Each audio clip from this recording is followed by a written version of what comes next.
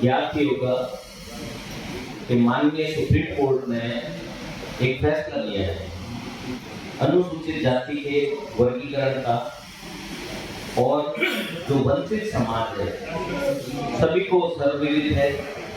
वाल्मीकि नेत्र समाज, सांस्ती, गंजर, धुली, नट, भील, सपेरा, मदारी, कालबेलिया और भी कई जातियां हैं। इसमें करीब 35-36 जातियां हैं।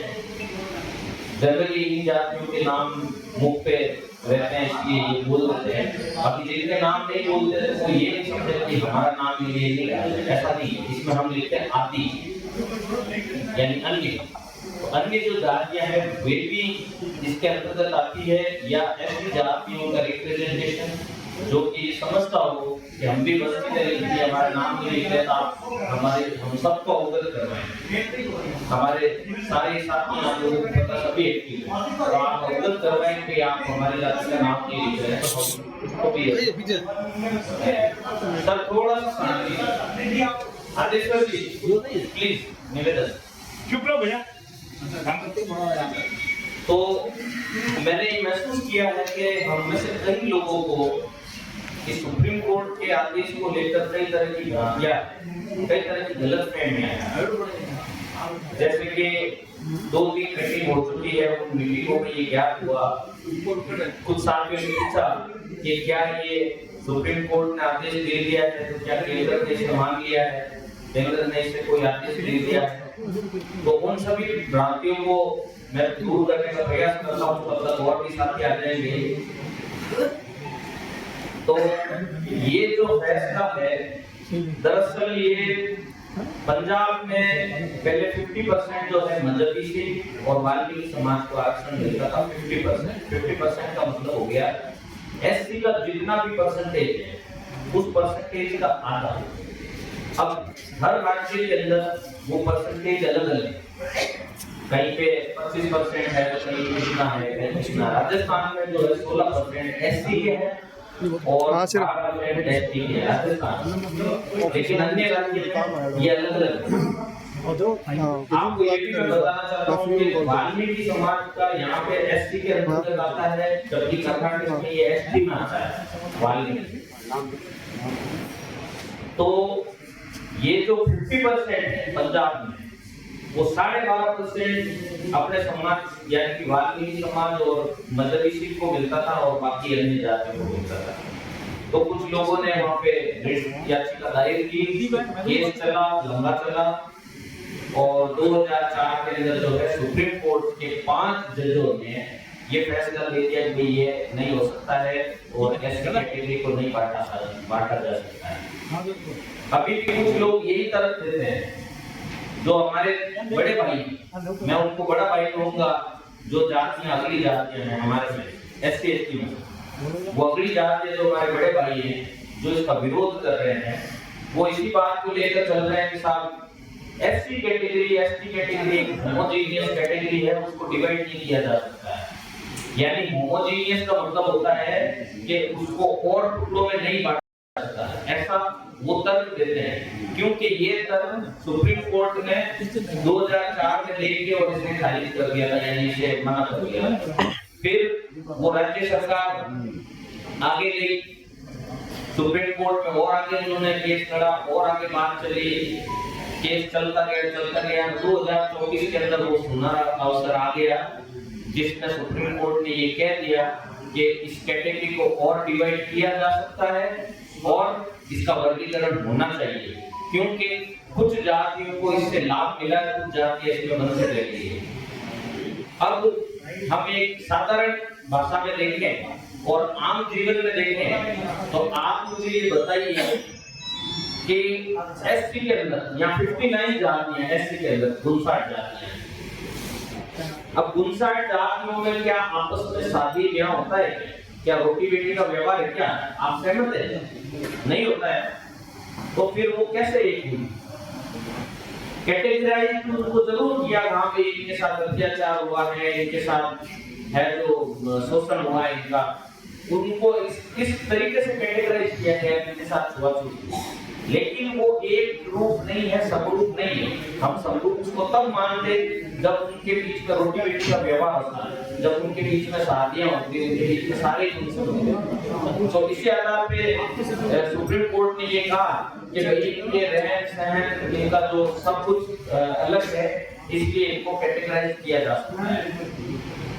तो ये चीज तो क्लियर हो गई कि एससी एसटी कैटेगरी होमोजेनियस नहीं, मतलब के एक ग्रुप नहीं है, उसको बांटा जा सकता है।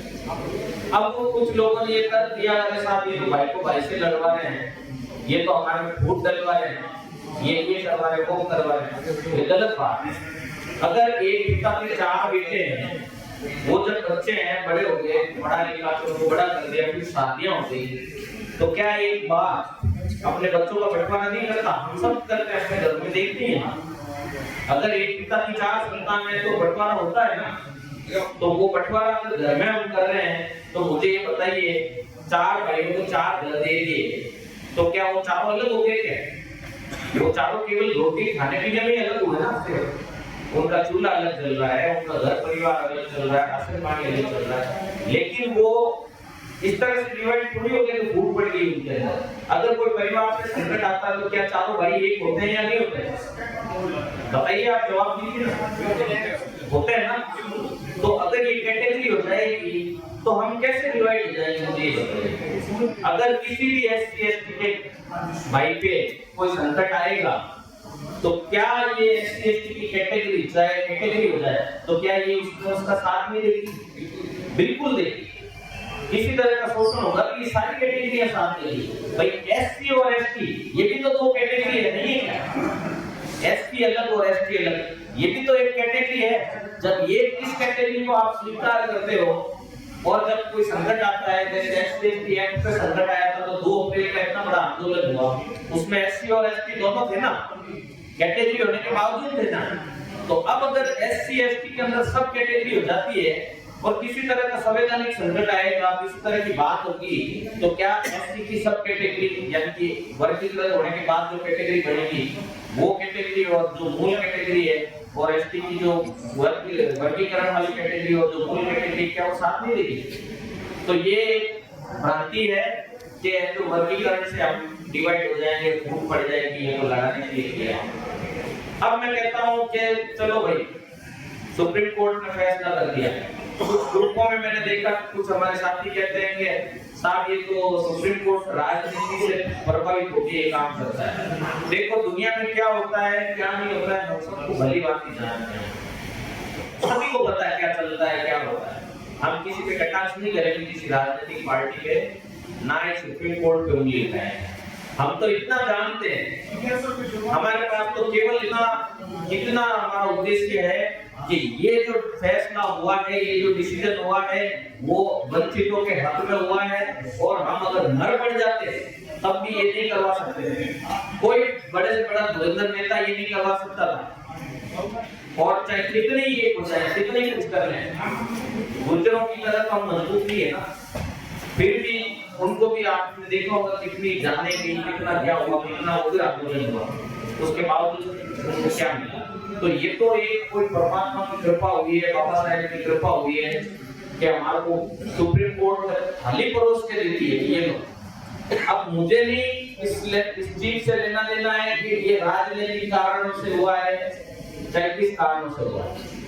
मैं किसी भी पार्टी से बिलोंग करता हूँ, चाहे मान लो मैं कांग्रेस का हूँ, चाहे ये बीजेपी वाले कर रहे हैं, तो मैं स्वागत करता हूँ, धन्यवाद देता हूँ। अगर इसमें राजनीतिक एंगल है, अगर मोदी जी ने या किसी बीजेपी के नेता ने अगर ये किया है तो मैं धन्यवाद देता हूँ। अगर कांग्रेस के वकील ने जाके पैरवी की है, इसके पक्ष में बोला है, तो मैं उसको धन्यवाद देता हूँ।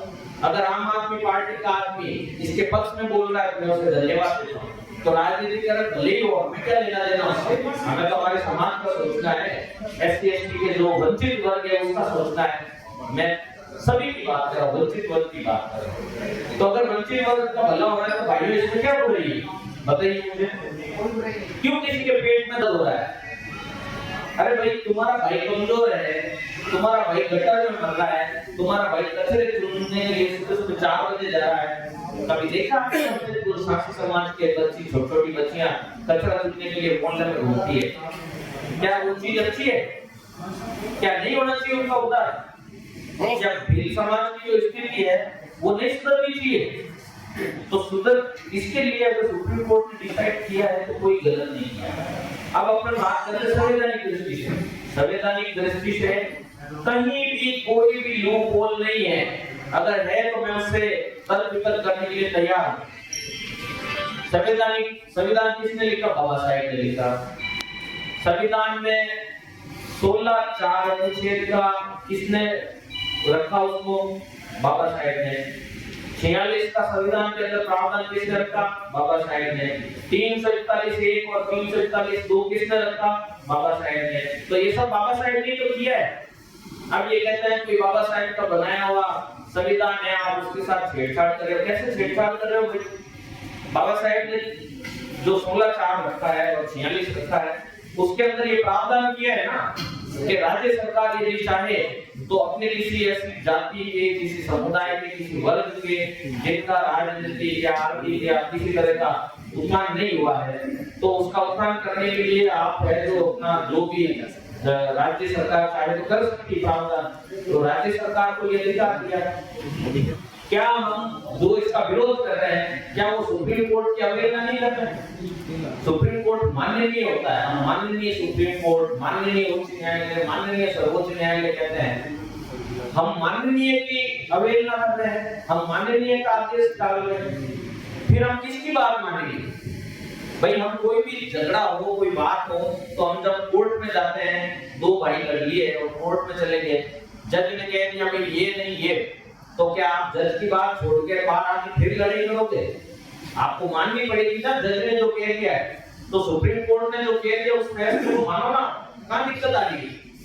सुप्रीम कोर्ट के फैसले को आप अवहेलना कर रहे हो। 21 अगस्त आपने निकाल ली, भाई भाई की बात कर रहे हो। आपने पूछा है क्या वाल्मीकि समाज के, सांसी समाज के, भील समाज के, नट समाज के नेताओं से मिले हो जिन्होंने 21 अगस्त किया? बस आपने आनंद फानंद में डाल दिया पोस्ट और 21 अगस्त कर दी साहब। तो किसकी हल्की ले ली, किसकी कमजोरी ले ली? जब ये वंचित जाति आपके साथ नहीं जुड़ी तो आप इतने से रहेंगे, इतने से। वर्गीकरण सुप्रीम कोर्ट ने नहीं किया, आपने किया। जो 21 अगस्त किया ना उन्होंने वर्गीकरण कर दिया, उन्होंने तोड़ दिया, उन्होंने डिवाइड कर दिया। आप चुपचाप बैठे, आप मिलते वाल्मीकि समाज से, कंजर से, नट से, सांसियों से, इन लोगों से मिलते और कहते अपनी बात तो रखते। तो ये भी अपनी बात करते कि भाई ये क्या प्रॉब्लम है भाई? हमारे तो ना तो आईएएस है, ना कलेक्टर है, ना एमपी है, ना एमएलए है, दूर दूर तक है ही नहीं। एक ले देकर ये सफाई कर्मचारी की भर्ती बची थी इस वाल्मीकि समाज के लिए, उसमें भी है तो अब सब लोग कूद गए। कोई बात नहीं, आपका संवैधानिक अधिकार हो सकता है, आप संवैधानिक दृष्टि से आप उसमें पद ले सकते हैं, लेकिन आप काम भी तो नहीं करते हैं। गटर में कितने लोग मरते हैं, कौन मरते हैं आप पता कीजिए। वाल्मीकि समाज का ही बंदा मरता है, उसके परिवार का क्या होता है? प्रावधान क्या है पता है आपको? 10 लाख रुपए मिलते हैं। 10 लाख में कुछ होता है क्या भाइयों? होता है क्या? एक कर्मचारी अगर गटर में मर जाए उसे 10 लाख रुपए मिलते हैं। तो साथियों कब तक ये गटर में मरेंगे? कब तक सांसी समाज के बच्चे जो है कचरा चुगते हुए घूमेंगे? कब तक नट कंजर इस तरह से भटकते फिरेंगे? उन बेचारों को रिजर्वेशन की एबीसीडी नहीं पता है। आप सभी लोग जागरूक हैं, आपसे हाथ जोड़ के निवेदन है कि आप उनको जागरूक करिए। और अगर इस पे संवैधानिक कोई बात करता तो आइए ग्रुप के अंदर आप लोग जुड़े हुए, ग्रुप के अंदर मैं स्वागत करता हूं उनका। तर्क सम्मान बिना झगड़े, लड़ाई झगड़ा नहीं, सम्मान हम उनसे बहस करने के लिए तैयार। अब एक पॉइंट होता है साहब क्रीमी लेयर का। क्रीमी लेयर का मतलब होता है कि जिसने आरक्षण का लाभ ले लिया है उसे आरक्षण का लाभ नहीं लिया। ये सिंपल भाषा में डेफिनेशन है क्रीमी लेयर। तो क्रीमी लेयर ओबीसी में लागू है, एससी एसटी में लागू ही नहीं है। और सुप्रीम कोर्ट ने कहा ही नहीं है भैया, सुप्रीम कोर्ट ने निर्णय के अंदर नहीं कहा। एक होता है मेरा स्टेटमेंट जो कि ऑफिशियल होता है, मैं ऑफिशियली कोई चिट्ठी लिख के और मार्केट में डाल दूं कि ये रहा ये मेरा ऑफिशियल स्टेटमेंट है, तो उसको रिकॉर्ड पे लोगे ना। और एक अपन चाय पी रहे हैं, घर पे बैठे हैं और आपस में बात कर रहे हैं और मैंने कह दिया ये टीका मैंने आपके नाम कर दिया, तो क्या वो टीका आपके नाम हो जाएगा? मैं खुद ही उसका मालिक नहीं हूं तो किला आपके नाम कैसे कर दूंगा?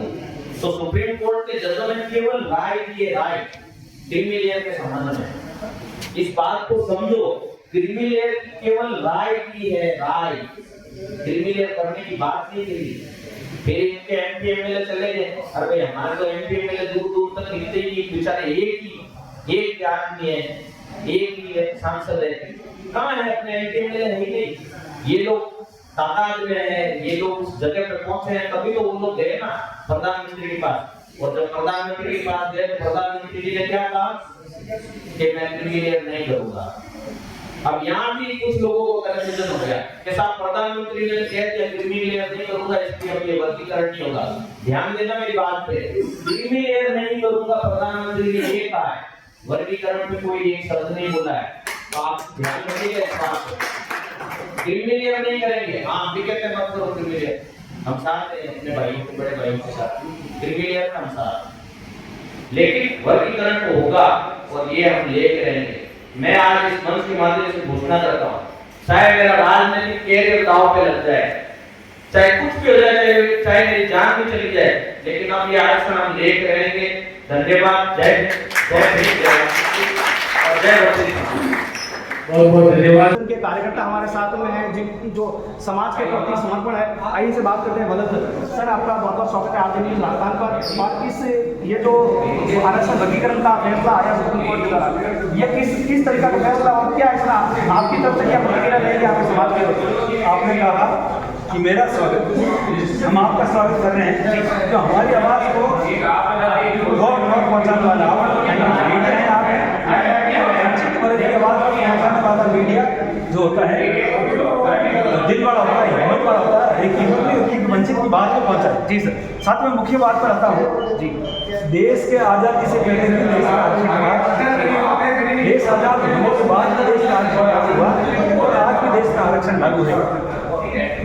लेकिन पिछले 40 सालों से इस देश के पुरोधा ने सुप्रीम कोर्ट में समय समय पर अपनी दलीलें दी और दलीलें देने के लिए कहा कि देश का 70% लोग हैं वो पशु तुल्य जीवन जी रहा है।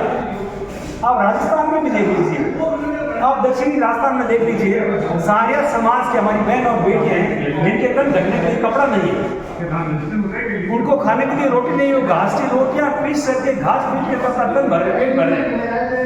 सासी समाज के हमारे भाई हैं वो मृत पशुओं को उठा रहे हैं। अनेक समाज के दलित लोग हैं मृत पशुओं को खा करके अपना पेट गुजार रहे हैं। दलित समाज की, SC ST समाज की पीढ़ियां फुटपाथ पे अपना जीवन गुजार रही है। दलित समाज के, वंचित वाल्मीकि समाज के लोग जिन्होंने कोरोना काल में लाखों लोगों को बचाए नहीं बल्कि उन्होंने उनका अंतिम संस्कार भी किया। दलित समाज के वाल्मीकि लोगों ने देश की आज़ादी में अपना खून बहाया और देश की आज़ादी के क्रांति के मुख्य सूत्रधार वाल्मीकि समाज के लोग थे। आज बड़े दुख के साथ में ये बात कहनी पड़ती है कि देश के आज़ाद हुए 70 सालों में भी जिस समाज का बहुत बड़ा योगदान था, लगभग 70% लोग जहाँ थे वहीं पड़े हैं। माननीय सुप्रीम कोर्ट का दिल से हम आभार प्रकट कर रहे हैं। लोग कोई भाजपा से जोड़ रहे हैं, लोग कोई मनुवादियों से जोड़ रहे हैं, लोग किसी को RSS से जोड़ रहे हैं, लेकिन सरकार का फैसला, सुप्रीम कोर्ट का फैसला किसी राजनीतिक दल का फैसला नहीं है। हम हृदय से उनका आभार प्रकट करते हैं कि उन्होंने इस समाज की पीड़ा को, इस समाज के दर्द को, इस समाज की सहनशीलता को, इस समाज की बड़े गंभीरता से लेते हुए उन्होंने प्रत्येक राज्य सरकार के हाथ खुले छोड़ दिए कि आरक्षण में वर्गीकरण करना, उपजातिकरण करना कहीं पर भी संवैधानिक बाध्यता नहीं है।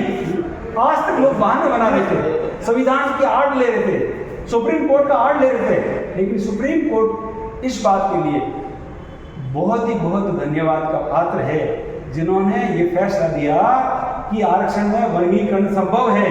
कोई भी स्टेट गवर्नमेंट वर्गीकरण कर सकती है, केंद्र सरकार उसका वर्गीकरण कर सकती है। और आज देश पर विदेशों के लोग अंगुली उठा रहे हैं, देखिए भारत की भूखमरी, देखिए भारत के लोग नंगे भूखे फिर रहे हैं, देखिए भारत के लोग कितने किसान मर रहे हैं, कितने बेरोजगार मर रहे हैं।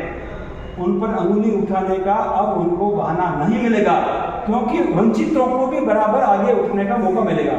और मैं उन भाइयों से भी निवेदन करके कह रहा हूँ कि सुप्रीम कोर्ट के फैसले का स्वागत कीजिए, लड्डू बांटिए। आप भारत बंद करने की बातें मत कीजिए, आप जंतर मंतर पर आंदोलन करने का बातें मत कीजिए। इसका क्या कारण है? सबसे बड़ा कारण है कि एससी के जो बड़े भाई हैं आपके समाज के, वही इसका विरोध कर रहे हैं। साथियों, ये देश का बहुत बड़ा दुर्भाग्य है।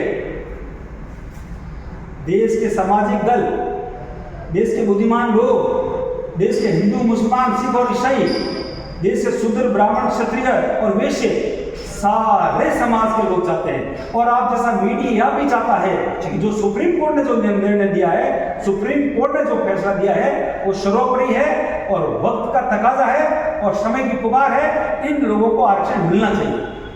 लेकिन पता नहीं उन भाइयों ने क्या सोच करके बात बंद का निर्णय ले रहे हैं, वो विरोध कर रहे हैं। उनको जिस चीज का स्वागत करना चाहिए वो उल्टा विरोध कर रहे हैं। विरोध करके वो भारत को बांट रहे हैं। वो ये बात कह रहे हैं कि देश भारत को बांट रहा है, वो ये बात कह रहे हैं सुप्रीम कोर्ट देश को बांट रहे हैं, वो ये बात कह रहे हैं कि राजनीतिक दल दलितों को बांट रहे हैं। हकीकत में दलितों को बांटने वाले वे लोग हैं जो रोडों पर उतर रहे हैं, जो भारत बंद कर रहे हैं और जो जंतर मंतर पर नारा लगा रहे हैं। जबकि दलित वास्तव में एक है, लेकिन उनके करतूतों से दलित बांटे गए। वो राजनीतिक दल दलितों को नहीं बांट रहा है, सुप्रीम कोर्ट दलितों का नहीं बांट रहे हैं, लेकिन हमारे बड़े भाइयों के व्यवहार से दलित बन रहे के गंगार पर है।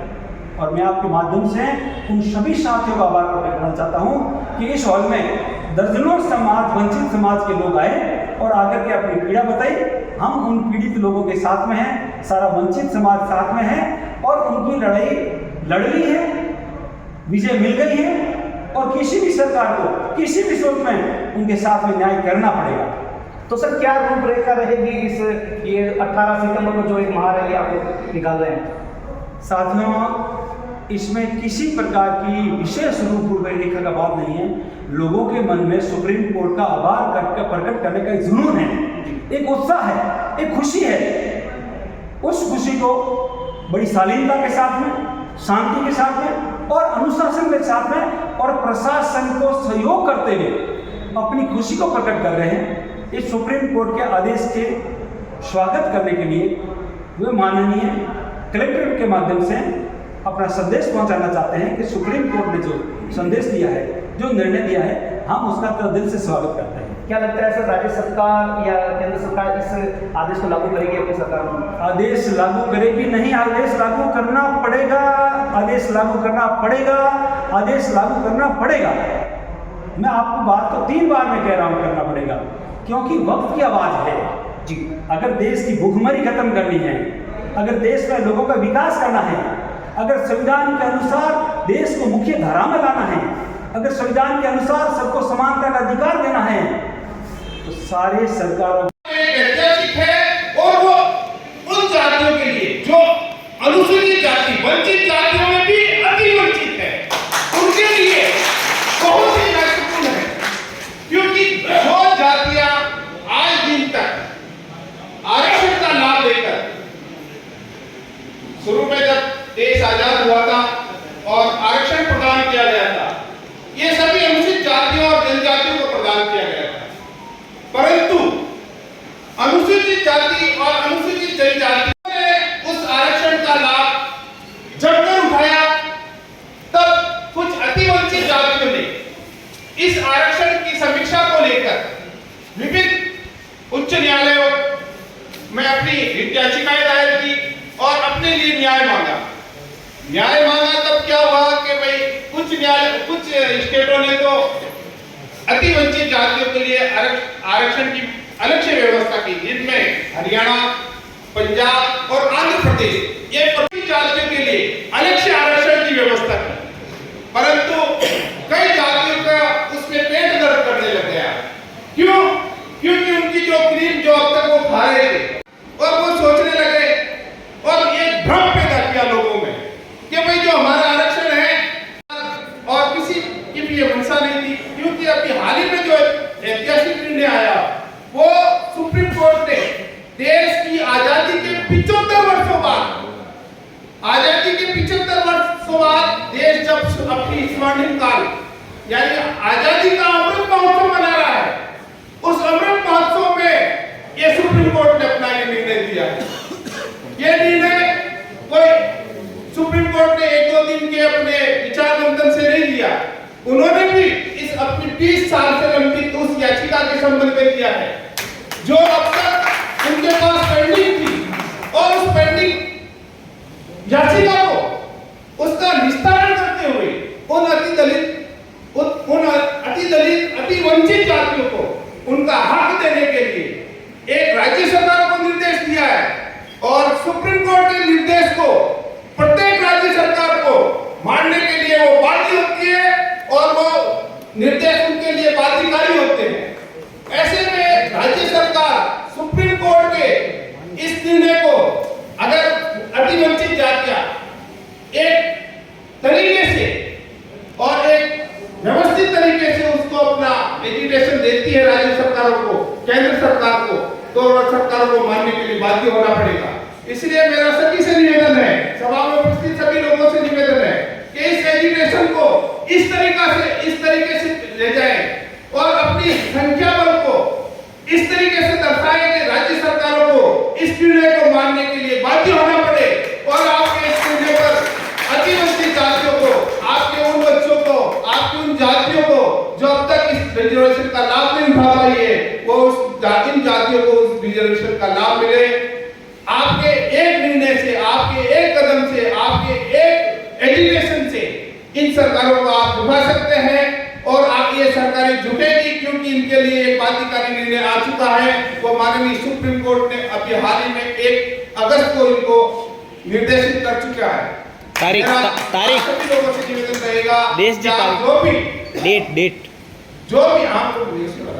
जो भी एक तारीख निश्चित करें कि भाई इस तारीख को हम एक एजुकेशन के रूप में शांतिपूर्ण, देखो जो वंचित जातियां हैं वो भी हमारी भाई हैं, वो भी हमारे लोग हैं, वो हमसे दूर नहीं है, परंतु क्योंकि उनको ऐसा लग रहा है और वो ऐसा हमें निम्न जातियों में, क्योंकि हम लोगों में अभी शिक्षा और समझ का थोड़ा अभाव है, इस कारण वो एक भ्रम फैलाएंगे, क्योंकि उनके लोग अब बड़ी बड़ी कुर्सियों पर है, एमएलए भी है, एमपी भी है, आईएएस है, आरएएस है, सभी अच्छी जाति पोस्टों पर बैठे, तो वो ये लोग भ्रम पैदा करेंगे कि भैया आप अगर ऐसा करोगे तो हमारा आरक्षण लेना खत्म हो जाएगा, इसलिए उनके बैठाव में नहीं आवे। साथ ही उनको भी विश्वास मिले कि भाई हम आपका आरक्षण खा नहीं रहे हैं, हम आपका आरक्षण यानी खत्म नहीं करवा रहे हैं, हम भी आपके साथ हैं, जब भी आपको हमारी आवश्यकता होगी हम आपके साथ आएंगे, आपके इस आरक्षण को कभी खत्म नहीं होने देंगे, ठीक है ना। तो इस विषय पर उनको भी आश्वस्त करें और उनको भी अपने साथ रखें।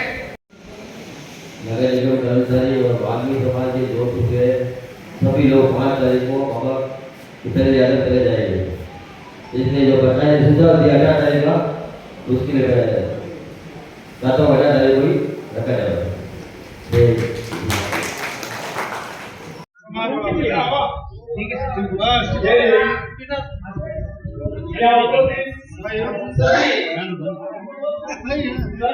समाज के और हम इकट्ठे हुए यहाँ पे सर्वोच्च न्यायालय ने जो निर्णय सर्वोच्च समाज के लिए आदेश किया है उसका आभार प्रकट करने के लिए हमें भी अपनी संगठन शक्ति निकालकर बतानी है। इसीलिए 18 तारीख को भाई लोग कह रहे हैं, मैं भी सहमत हूँ और उसी ज्यादा से ज्यादा संख्या में बढ़ाकर आप अपने भी सब लोग सर्वोच्च समाज अपनी शक्ति प्रदर्शित कर बता दें कि हम यहाँ पे कम नहीं है, उन्होंने किसको क्या अपना कर्म करके बता देंगे। जय हिंद। धन्यवाद। और मेरा आगे रहेगा इसी साथ है कि वो सबसे जो भी हमारे कार्यकर्ता हैं उनसे अवगत कराएं, उसके बाद में जो वक्तागण है वो अपने विचार प्रस्तुत करें। उसको मैंने अपने विचारों में समाहित किया है। जैसे हम पंक्ति बनाकर भी कर सकते हैं, 3 या 4 पंक्तियों में बना करके एक बिल्कुल शांतिपूर्वक बिना उपद्रव बनाए हुए, बिना किसी प्रकार का तोड़ फोड़ बंद करते हुए संगठन वाइज भी अपन ग्रुप बना सकते हैं। जितने भी अपने वंचित समाज के संगठन है, आप 10-20 के संगठन में लेकर के एक अपना अपना बैनर लेकर के एक पंक्ति के रूप में अच्छा हो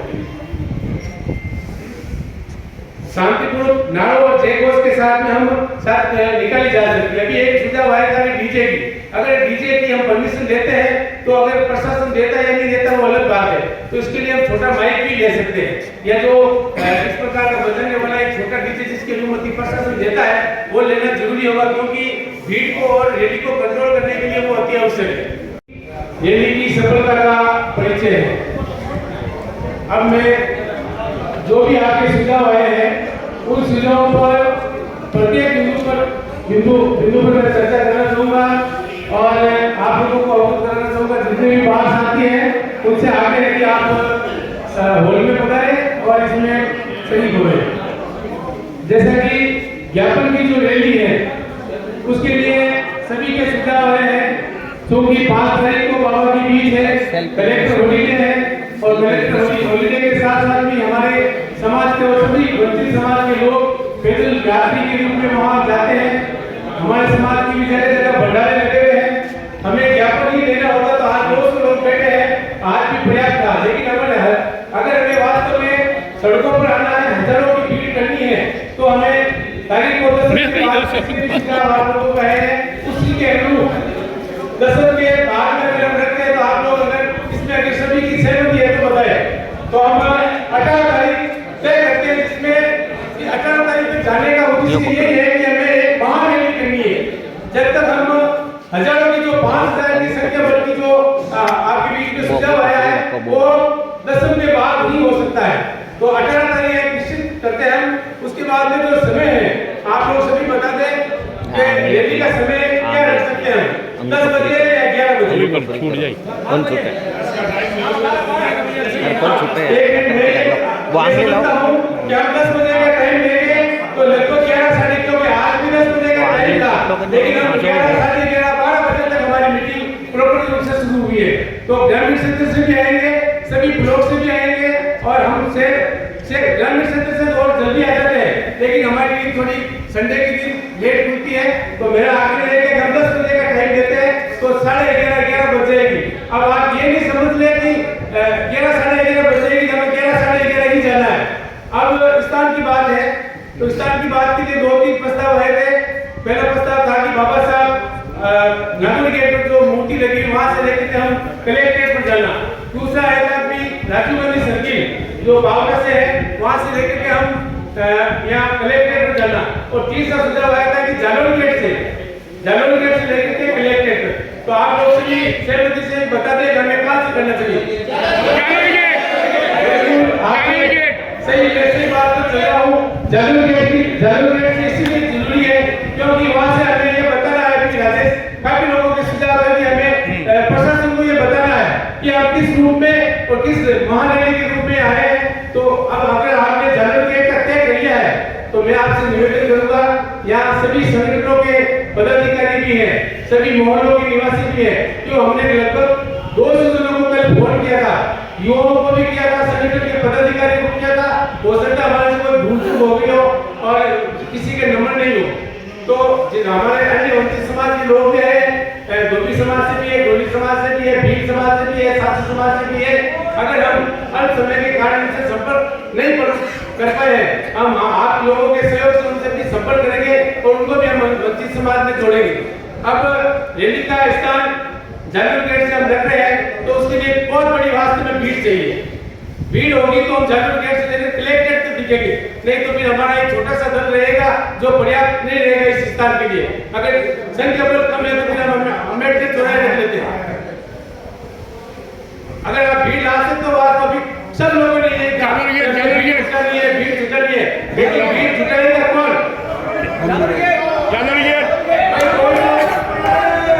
200 जने हैं। अगर हम वास्तव में तय कर लिया कि मेरे 10 आदमी लेकर आऊंगा, मेरे घर में 3 सदस्य हैं, चाहे वो महिला है चाहे बच्चे हैं, उनको लाऊंगा, मेरे परिवार के बच्चे हैं, मेरे समाज के बच्चे हैं, मेरे पड़ोसी के बच्चे हैं। किसी को कहने की जरूरत पड़ेगी 10 आदमी रहेगा तो 2000 आदमी हो जाएंगे। क्या बात है। इसी प्रकार से अगर सभी समाज तय कर ले, या केवल वाल्मीकि समाज की बात नहीं है, आप पूरे अपने वंचित समाज की बात लें। जो जोधपुर शहर में भी जितने भी जगह जगह मॉल है उनसे भी हम संपर्क करेंगे, उनको भी हम जागरूक करेंगे, उनको भी हम बताएंगे, क्योंकि उनको पता ही नहीं। अब ग्रामीण क्षेत्र में हमारे यहाँ पर बलौदी से भी आए हुए हैं, अलग अलग ब्लॉक से आए हुए हैं, उनसे भी मैं आगे करूंगा।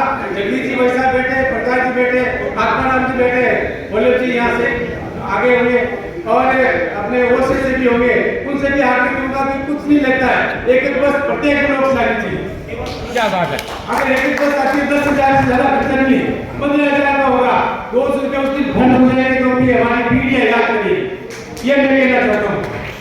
अब हमें पार्किंग की सुविधा भी देनी पड़ेगी, क्योंकि अगर कोई मोटरसाइकिल से आएगा तो जरूर के तो पैदल नहीं आएगा, अगर कोई जीप लेकर आएगा, कोई बस लेकर आएगा तो हमें ये आप नोट कर ले कि हमें अनुमति लेते समय ये पार्किंग की व्यवस्था की अनुमति भी लेनी पड़ेगी कि हमारी आने वाली बाहर से जो गाड़ी खड़े हैं वो कहाँ खड़ी रहेगी। एक थोड़ा जी साहब जी, कुछ लोग मोटरसाइकिलों पर भी रहेंगे, तो क्या उनको अच्छा रहेगा। मोटरसाइकिलों पर अनुमति रहेगी क्या रैली में शामिल होंगे? लेंगे लेंगे अनुमति लेंगे। अगर आप लोग सभी तय करते हैं तो ये कर सकते हैं, तो हमारा हम मोटरसाइकिल रहना चाहिए। अगर रैली वास्तव में पैदल रहे तो सबसे बढ़िया रहेगी, समय भी रहेगा, हमारी भीड़ भी दिखेगी और दूसरा सभी समाज अपने नगर के साथ रहेंगे। बिल्कुल हाँ, ये तय हुआ है कि सभी फैमिली लेकर आएंगे, अपने बच्चों को लेकर आएंगे, अपने पड़ोसी को लेकर आएंगे और अपने मोहल्ले से सभी को जागरूक करेंगे।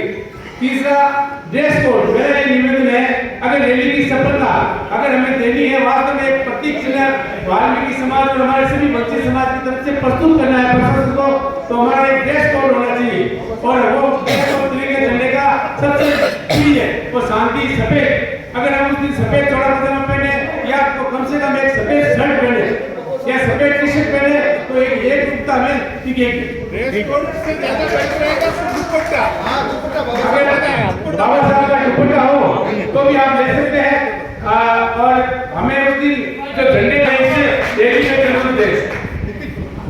तो आप लोग जितने भी यहाँ उपस्थित हैं उनके अलावा तो नहीं पहुंच सके उस तक ये संदेश हो जाए कि हमें ड्रेस कोड सफेद शर्ट या सफेद टी शर्ट के रूप में, ताकि शांति का जो प्रतीक है हमारा। अब रही बात जिम्मेदारी की, तो मैं जिम्मेदारी आप लोगों को सौंप तो नहीं सकता, लेकिन आपसे निवेदन कर सकता हूँ कि जिम्मेदारी यह रहेगी कि जितने भी समाज यहाँ उपस्थित है, सबसे बड़ा अभी वर्तमान में हमारा समाज है, अन्य समाज में आप समाज वाइज जिम्मेदारी एक नंबर। दूसरी बात मैं सब प्रत्येक बिंदु पर आ जाऊंगा। मोहल्ले के अनुसार हमने कुछ जितने भी हमारे जोधपुर के हमने वर्कआउट किया है, यहाँ आकर के ये लगभग हमारी छोटी मोटी 8 बजे से मीटिंग है, तब यहाँ हम पहुंचे। तो मोहल्ले के अनुसार हमने जोधपुर जिले जोधपुर शहर के जितने भी मोहल्ले हैं उन सभी को हमने रोटेट किए हैं। उनमें से हमें लगा कि ये 5-6 बंदे 5-6 जो नौजवान है, युवा है या बुद्धिजीवी है, ये भीड़ जुटा सकते हैं, ये ला सकते हैं, तो उनको हम जिम्मेदारी देंगे, लेकिन जिम्मेदारी लेनी पड़ेगी। केवल मेरे यहाँ कहने से आपको जिम्मेदारी आ नहीं सकती। जब तक हम जिम्मेदारी देंगे नहीं तब तक ये भीड़ जुटाने वाला सिलसिला पूरा नहीं होगा। संगठन के अनुसार हमने जोधपुर शहर के जितने भी संगठन है उनको भी हमने नोट किया है, पॉइंट किया है। अभी आपको बताऊंगा मैं कि कितने संगठन है, अगर मेरे से कोई वंचित हमारे से कोई वंचित रह जाए तो आप और नोट करा देना, ताकि हम उनको भी हम हमारे साथ में जोड़ लेंगे। ब्लॉक के अनुसार जितने भी ब्लॉक यहाँ उपस्थित है, चाहे गोपालगढ़ से, चाहे ओसे से, चाहे बिलाड़ से, पिपाड़ से, फलोदी से, फलोदी जिला अलग हो गया है, लेकिन उस दिन वो हमारे साथ आने के लिए तैयार है। तो उनके लिए भी यही है कि वो अपने उस ब्लॉक की वो जिम्मेदारी ले, ताकि अपना स्वतः ही भीड़ की हो जाएगी। नगर निगम एसोसिएशन के जितने भी अधिकारी या जो भी संगठन के उस संगठन के अधिकारी हैं उनसे भी मैं निवेदन करूंगा कि भीड़ जिम्मेदारी देने से नहीं, जिम्मेदारी लेने से आती है। तो आपकी भी ये जिम्मेदारी लेनी है समाज के लिए और अपने बच्चों के लिए, अपनी पीढ़ियों के भविष्य के लिए, कि मुझे एक दिन इस एसोसिएशन को मेरे समाज के लिए काम में लेना है। तो वो स्वतः ही सड़कों पर आ जाएंगे, महिलाएं आएंगी, पुरुष आएंगे। आपके पास में बहुत बड़ी ताकत है, अगर उस ताकत का इस्तेमाल आप वाल्मीकि समाज के लिए कर लेते हैं, तो अपने अन्य वंचित भाइयों के लिए कर लेते हैं, तो हमारे लिए बहुत ही एक ऐतिहासिक दिन बन जाएगा वो। अब मैं प्रचार प्रसार का जो माध्यम रहेगा उस पर भी चर्चा करूंगा। जैसे जितने भी समझ जिम्मेदार समझ समाज है, मोहल्ले है, जिम्मेदार नागरिक है, युवा है, लोग है या संगठन के अपने स्तर पर कर सकेंगे। जैसे आप गाड़ी लेके आ रहे हैं बिलाड़ से या पिपाड़ से, तो अपना बैनर स्वयं बना सकते हैं। उसका हम एक रूपता रखने के लिए हम आपको उपलब्ध करा देंगे, इस प्रकार का बैनर आपको बनाना है। उसके नीचे आप अपना नाम सौजन्य से लिख सकते हैं। और अगर कोई व्यक्तिगत रूप से भी कोई चाहे कि भी मैं तो मेरा बैनर या होर्डिंग्स जोधपुर के बड़े चौराहे पर लगा देना चाहता हूँ या संगठन को लगा देना चाहता है, तो आप लगा सकते हैं। इस पर एक प्रशासन पर एक मानसिक दबाव पड़ेगा। अगर 20 बैनर पावटा से लेकर के जालूर गेट तक लगेंगे, होर्डिंग्स लगेंगे, तो एक बहुत बड़ा प्रत्येक व्यक्ति को, स्वर्ण समाज को, हमारी अगली जातियों को भी ये लगेगा कि वाल्मीकि समाज के साथ में अन्य वंचित समाज भी सोया हुआ नहीं है, सड़कों पर आ गया है। अब प्रचार प्रसार की बात है, हम आप लोगों के और भामाशाहों के सहयोग से जितने भी हमारे मोहल्ले हैं, वंचित समाज के जितने भी 5 बड़ी बड़ी बस्तियां हैं, उनके यहाँ पर हम टैक्सी घुमा सकते हैं। 2 दिन पहले रैली के लिए टैक्सी घुमा सकते हैं, छोटे छोटे पेम्पलेट छपा करके उनके घर डोर टू डोर में बांट सकते हैं। अगर आप लोगों का सहयोग रहता है और भामाशाह के रूप में, और क्योंकि इसमें मानव संसाधन भी चाहिए, आप लोगों को थोड़ा समय देना पड़ेगा।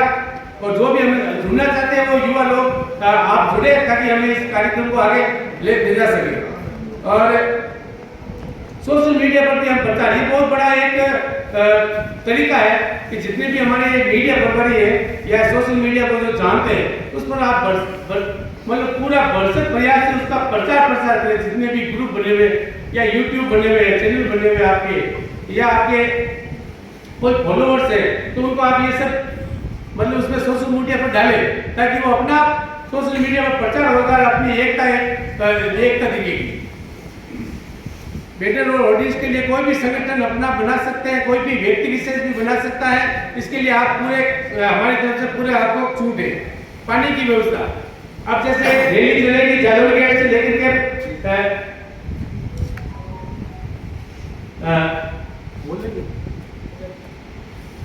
रैली के लिए 5 से, लेकिन हम ऐसी व्यवस्था कर सकते हैं, ये मेरा सुझाव मान लें कि हम 2-3 लोडिंग टैक्सियों में 10-20 पानी के कैंपर और उसमें प्लास्टिक के लोडे जो आते हैं वो रख करके एक पीछे फर्स्ट में और एक बीच में 3-4 ऐसे लोडिंग के द्वारा पानी की व्यवस्था करेंगे। क्योंकि कम से कम 2-3 किलोमीटर की रैली है, तो उसमें बच्चे भी होंगे या महिलाएं भी होंगी, पुरुष भी होंगे, बूढ़े भी होंगे, सब तरह के लोग होंगे, तो उनको पानी की व्यवस्था भी हमें करनी पड़ेगी। तो इस प्रकार की व्यवस्था हम कर सकते हैं। समाज के सभी व्यक्तियों का मैं हार्दिक अभिनंदन करता हूँ। मेरे माताश्री, मेरे अनुश्री को वंदनीय नमन करते हुए मैं ये कहना चाहता हूँ, जो फैसला हो गया वो हो चुका है, लेकिन जो बातें चल रही थी सड़क पे बात होती फिर गार्डन में आ गई। गार्डन से आता था, इतना बड़ा, इतनी अच्छी सुविधा देती उस व्यक्तियों को, उस पार्टी को, उस टीम को मैं नमन करता हूँ कि आपने इतना बड़ा कर दिया। तो जो लोग आप कर दो उन्हीं को सपोर्ट करना है, बाकी कुछ नहीं करना है। जो ये लोग कर रहे यहाँ तक लेकर आ रहे थे, आप लोगों को सुविधा दे दी इन्होंने, तो ये कर रहे आप लोगों को बुलाया। इनके किसी घर की बच्ची का शादी नहीं है, इनके किसी बच्चे का शादी नहीं है, तो ये आपको बुलाया और आप भी अपने दिल से आए हो, अपने मन से भाव से आए हो। क्यों? आपके मन में पीड़ा है, समाज के प्रति पीड़े है। ये जो आप सक्षम करते हो उनको सुख नहीं मिलेगा, आने वाले पीढ़ी को मिलेगा, ताकि वो अपने आपको गालियां नहीं बोले। तो मेरा निवेदन यही रहेगा कि जो टीम कार्य कर रही है इनको सिर्फ सपोर्ट करना है, फिर ये अपन को जीत के देना ही आपको, जो आप जीत चाह रहे हो ये देना ही आपको। ये इतनी अच्छी व्यवस्था कर सकते हो, ये जीत भी दिला देंगे आपको। बस यही है कि आप अपने मन के भाव से, अपने हाथ के भाव से निरंतर पूर्वक इनको सपोर्ट करें, ताकि ये आपको आगे तक ले जा सके। ये जीत दिलाते रहेंगे और आने वाली पीढ़ी को आपको सक्सेस दिलाएंगे, तो सुविधा मिल सकेगी। अभी अपन को ये सुविधा नहीं मिलेगी जो सर्वोच्च न्यायालय ने दी है। तो मेरा निवेदन रहेगा सभी वंचित वर्ग को, जो समाज के अन्य वर्ग भी पधारे हैं, हमको बड़ा अच्छा लगा कि आप लोग हमारे कार्यक्रम में पधारे और इस टीम को हिम्मत बनाई, उसके लिए बहुत बहुत धन्यवाद। सभी समाज वालों को जय नमस्ते। और मेरे युवा साथी को मेरा हार्दिक से नमस्कार और इस आयोजनकर्ता को मेरी ओर से हार्दिक शुभकामनाएं, उनके उज्जवल भविष्य की कामना करता हूँ। मेरे पूर्व वक्ता ने इसका बता दिया, आपने अपने माध्यम से आपने पढ़ लिया कि भाई ये वर्गीकरण क्या है। मैं इसकी स्टडी नहीं की है मैंने, लेकिन मैं इसके ऊपर भी नहीं बोलूंगा। मैं तो ये चीज बताऊंगा, इस आरक्षण का वंचित मैं हूँ। मैं सिर्फ एक बात बताऊंगा, 2017 मेरी बच्ची ने नीट यूजी दिया था, अपन जिसको एमबीबीएस बोलते हैं। एमबीबीएस में मेरी बच्ची टॉपर थी, एससी की टॉपर थी, तो वो एससी की टॉपर सीट खाती है अदर की, जनरल की सीट खाती है जनरल की। लेकिन 2017 में आरक्षण नीट से आरक्षण हटा दिया था, तो वो एससी की एक सीट अपन की हो गई थी माइनस। तो मेरा उद्देश्य है आज यहाँ बोलने का कि आपको ये बताना चाहता हूँ, आरक्षण का लाभ अगर लेना है तो हमें ये अंगुलियां खुली भी रखनी है, ये अंगुलियां खुली भी रखनी है। इस अंगुलियां को अपन मुट्ठी बनाएंगे, मुट्ठी से ताकत बनेगी। और 2 अप्रैल को अपन को याद रखना है, 2 अप्रैल को अपन ने आंदोलन किया था। मैं उम्मीद करता हूँ कि 2 अप्रैल से भी इस बार अपन को जो भी तारीख है उस तारीख को ज्यादा से ज्यादा अपने हर बस्ती से, हर मोहल्ले से, आस पड़ोस से, गाँव से इकट्ठी भीड़ लाके बिल्कुल शांतिपूर्वक अपन को आंदोलन करना है। और जो भी असंबंधित तत्व आता है अपन सबकी जिम्मेवारी रहेगी कि उनका ध्यान रखें। इसके साथ ही एक चीज और कहना चाहता हूँ मैं, साथियों, अभी अगर अपन ने आंदोलन नहीं किया और अभी अपन ने अपना सुप्रीम कोर्ट में अपना फैसला दिया है कि भाई जो भी वंचित जाति हैं उनको इस तरीके से आरक्षण दिया जाएगा, अगर अभी भी अपन निर्णय नहीं हुए तो आने वाला कल और आने वाली पीढ़ियां इसका भुगतान भुगतेगी। मैं बोलता हूँ तो सच बोलता हूँ, अभी अपन कुछ नहीं करेंगे तो आने वाली पीढ़ियां अपन को 100% अपने पूर्वजों को, अपने साथियों को गाली देगी कि हमारे पूर्वज ने कुछ नहीं किया है। इसलिए साथियों, मेरा हाथ जोड़ के निवेदन है, आने वाली पीढ़ियों के लिए इस समाज, वंचित समाज और वाल्मीकि समाज और अन्य जातियों को एक होकर इस आंदोलन को मजबूत बनाना है और अपनी ताकत दिखानी है। जय हिंद, जय भारत, जय भीम, जय वाल्मीकि, जय महात्मा और भगवान की जय।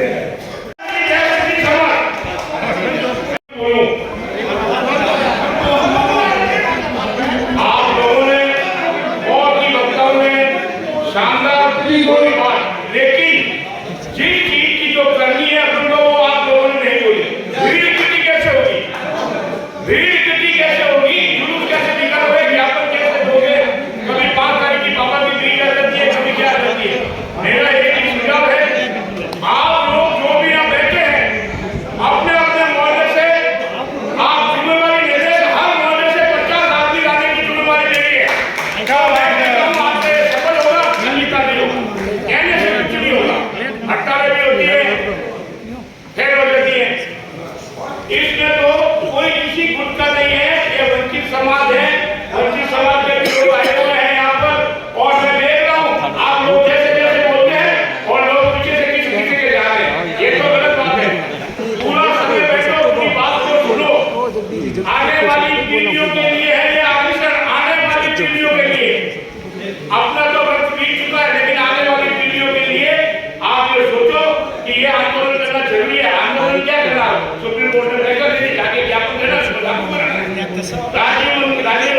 राज्यपाल को, मुख्यमंत्री को, प्रधानमंत्री को और इन सबको ज्ञापन देना और कुछ नहीं करना है।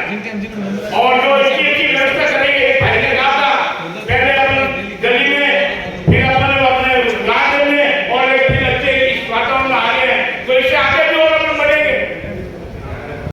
सबसे पहली मेरी बात यही है, हर मोहल्ले से 50 व्यक्ति इकट्ठे होते हैं। जो भी समाज के हमारे लीडर आए हुए हैं, इनसे मैं कहता हूँ ये बहुत ज्यादा संख्या में लेके आएंगे। ये वंचित समाज के बहुत ही अच्छे कार्यकर्ता है, ये बहुत अच्छे से लेके आएंगे। आपको भी रहना है और कम से कम 5000 का नहीं तो 2000 का एवरेज रखो, 2000 आगे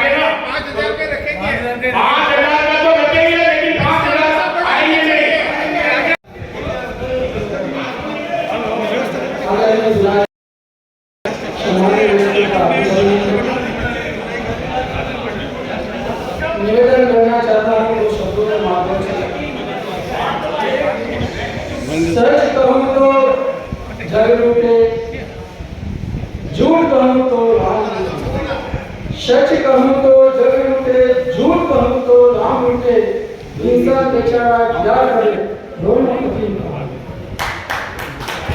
आज की सभा में पधारे सभी महान वक्तागण, वंचितों में वंचित 29 जातियों के सदस्य विराजमान हैं। मैं आप सभी का हार्दिक अभिनंदन करता हूँ। आप लोग सब पढ़े लिखे हैं, सोशल मीडिया से जुड़े हैं, आप सभी जानकार हैं, किसी और बताने की आवश्यकता नहीं है। हम यहाँ आज की सभा में तय करना चाहेंगे ज्ञापन देने की तारीख को। सुझाव मांगे आपने, जिन्होंने सुझाव दिए हैं वो आदरणीय हैं, वो विवेकशील है, जागरूक है, समाज के प्रति उनकी चिंता है और गहन विषय है कि वो इस समाज के लिए कुछ करना चाहते हैं। समाज में हर वक्त एक विचार रहती है कि भीड़ आप कहाँ से ले जाओगे, या तो राजनीतिक पार्टियों का तरीका अपना लो, पैसों से खरीद लो उनको, या फिर अपने समाज में जाकर उनको समझाओ। अनपढ़ लोग आज भी नहीं आएंगे, उनको पता ही नहीं आरक्षण क्या होता है। पढ़े लिखे लोगों को आगे आना होगा, हम सबको मिलकर काम करना होगा। मैं ज्यादा समय नहीं लूंगा आपका, थोड़ा सा बताना चाहूंगा। सुप्रीम कोर्ट के 7 न्यायाधीशों ने मिलकर मात्र एक 30 जाति के खिलाफ 29 जाति के विकल्प दे दिए, रास्ता बता दिया है कि तुम्हें लड़ना है और जगा दिया हमें। जो 30 जातियों ने लाभ ले लिया उनको खिलाफ हमें जगाने का काम चंद्रचूड़ से मुख्य न्यायाधीश उनके सभी न्यायाधीशों ने बैठे सभा की परामर्श बड़ी चिट्ठी बनाई थी और प्रधानमंत्री को लिखा कि समाज के वही कर्मों पर किया जाए। लेकिन 24 अगस्त को शाम को हमारे प्रधानमंत्री नरेंद्र मोदी ने स्टेटमेंट दिया कि मैं क्रिमिनल के आधार पर आरक्षण को स्वीकार नहीं करूंगा। उन्होंने स्पष्ट कह दिया कि मैं क्रिमिनल के आधार पर आरक्षण को स्वीकार नहीं करूंगा। हम किसको धन्यवाद देने जा रहे हैं, किसका स्वागत है, अभी भी हम इस बात से हमें जानकारी नहीं है। लेकिन इस घड़ी में हमें आंदोलन का रूप देने और चंद्रचूड़ से न्याय होगा न्यायाधीशों मिलकर कि आप अब आरक्षण के लिए भर सकते हो। मात्र एक ज्ञापन देने से काम नहीं चलेगा, आगे लड़ाई हमारी वर्षों की हो गई है, इसे जारी रखना पड़ेगा। मैं ज्यादा समय नहीं लूंगा क्योंकि मुझे पता है कि आप सबका समय कीमती है। जय भीम, जय राम। तो हालांकि मैंने आते आयोजक मंडल को कह दिया था आज मेरी तरफ से कोई उद्बोधन नहीं होगा, मैं सुनूंगा। लेकिन क्योंकि हम लोगों ने आयोजक मंडल को मुंह बदल बना दिया या उनकी मखौल प्रतिक्रिया आ गई। आयोजक मंडल ने जो आज का आयोजन रखा गया है वो आयोजन इसलिए रखा गया है कि हम इस आयोजन को महारैली के रूप में कैसे तब्दील करें। अभी तक जितने भी आए वक्ता उन्होंने ये बताया कि सुप्रीम कोर्ट ने ये निर्णय दिया या वो है, वो हम लोगों ने अखबारों के माध्यम से पढ़ लिया।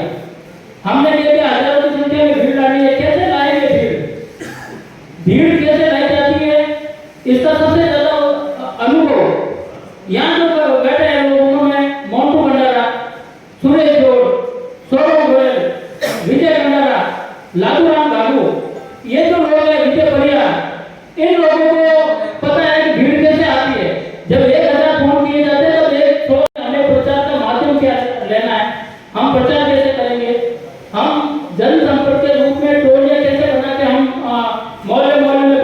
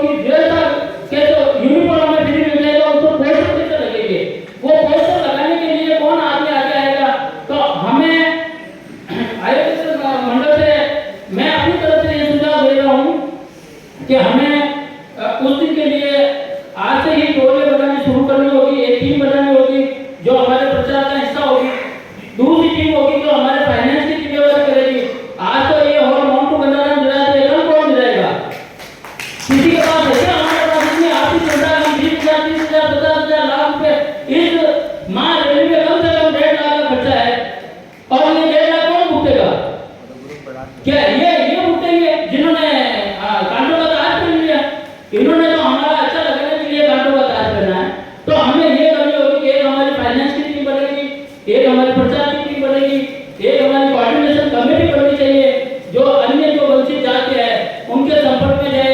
एक हमारी सोशल मीडिया टीम बनेगी, उसमें जैसे सचिन जी सबसे अच्छे हैं सोशल मीडिया के मामले में, नो डाउट जो में सबसे बेस्ट परफॉर्मेंस है इनकी, तो ये सचिन जी को भी जरूरत है कि वो हमारा सोशल मीडिया के माध्यम से कैसे प्रचार करें। नगर निगम की टीम में हम हर बात कहते हैं कि राज्य की 12 से करेंगे, राज्य की 12 से के बाद में भी हमारी स्थिति क्या रहती है, वहाँ 50 से 40 आदमी इकट्ठे हो सकते हैं। तो हमें इस तरह से कोऑर्डिनेशन कमेटी बनानी पड़ेगी जो नगर निगम को ध्यान में रख के ये करे कि 80 160 वार्ड है तो वहाँ से हम कैसे आदमी लाए, ग्रामीण क्षेत्र से कैसे आदमी लाए, इस तरह की हमें व्यवस्था करनी होगी। हम लोग यहाँ आके ये बता रहे हैं सुप्रीम कोर्ट ने वो करते हमारी वंचित है वो तो सुप्रीम कोर्ट ने अपना काम कर दिया, हम अपनी ताकत कैसे दिखाए। अब बात आती है तारीख की, तो आयोजक मंडल से मैंने निवेदन किया था, क्योंकि मैंने चुनाव में भुगता है, मैंने लवली कटारा के समय भुगता है, क्योंकि उसमें आयोजक मंडल में कहीं ना कहीं छोटी सी भूमिका एक ठीक लगाने वाली मेरी भी रही हो। तो हम लोगों ने ये देखा कि जब कभी ऐसे आयोजन होते हैं हमारे समाज में, वाल्मीकि समाज, एससी एसटी जो वंचित जाति है, बाबा साहब से ज्यादा भी बाबा रामदेव को मानते हैं, वो उनके घरों में दिवाली से बड़ा त्योहार ये रामदेव जी का होता है। अब हमारे वाल्मीकि समाज से तो 20 को जाएंगे, लेकिन हमारे जो साथीगण है भील समाज, साथी समाज, वो अमूल को निकल जाएंगे रामदेव का। तो हमें अगर ज्ञापन ही देना है तो 5 आदमी जाके दे सकते हैं, कलेक्टर तो उसी 5 आदमी को पड़ेगा, लेकिन हमें अपनी ताकत दिखानी है। जानवर गेट से कचेरी तक हमें 4 से 5 घंटे रास्ते जाम करना है, इसलिए नहीं हमें न्यूज़ करना है, इसलिए हमें अपनी ताकत दिखानी है, हमें राष्ट्रीय मीडिया की न्यूज बननी है।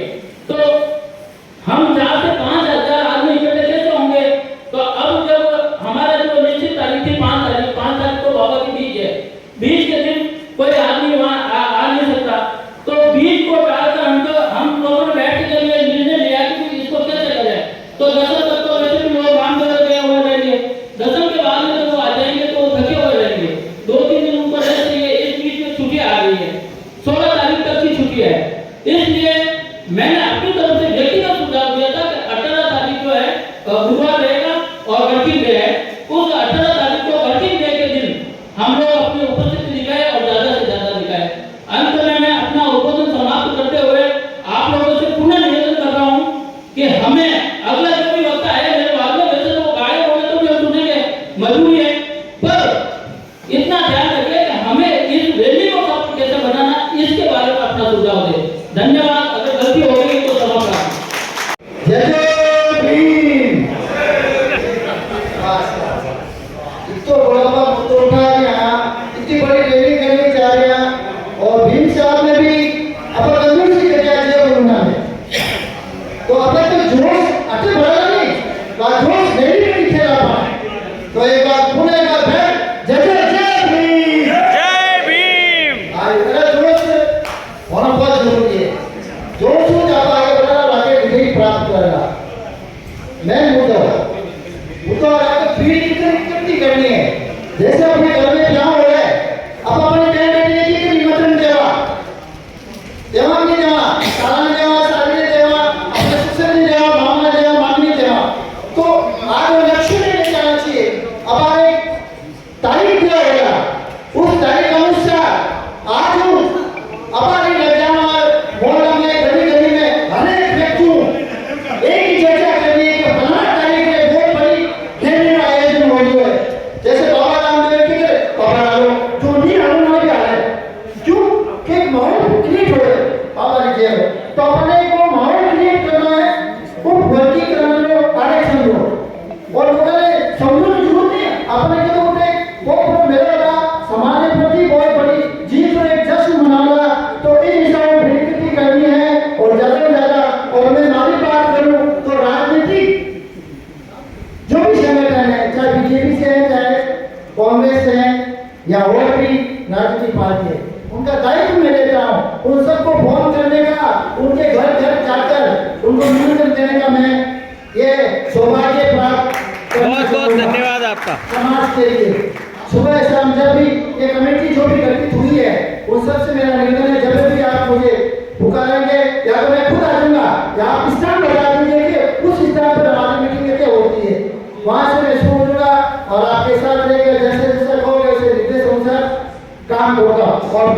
सबसे बड़ा रहेगा ये मुद्दा के भीड़ कैसे ठीक कर रहे हैं, तो ये रहेगा महिला को सबसे ज्यादा आगे लाना है। क्यों महिला के साथ साथ उनके बच्चे भी होते हैं, क्योंकि महिला की कभी नहीं आएगी, ये आप नोट कर लेना, या तो उसका पति आएगा या उसका बेटा आएगा। तो ज्यादा से ज्यादा हमें महिला को आगे बढ़ाना है और उनको उनके अंदर ऐसा जोश भरना है कि ये हमारे बच्चों की भविष्य की बात है, हमारे बच्चे कैसे आगे बढ़ेंगे, इसलिए उसको समझाकर ज्यादा से ज्यादा भीड़ इकट्ठी करने का हमें लक्ष्य रखेंगे। 5,000 का लक्ष्य है तो 5,000 से बढ़कर लक्ष्य रखने का हमें एक जोश पैदा करना है। जय हिंद, जय भारत।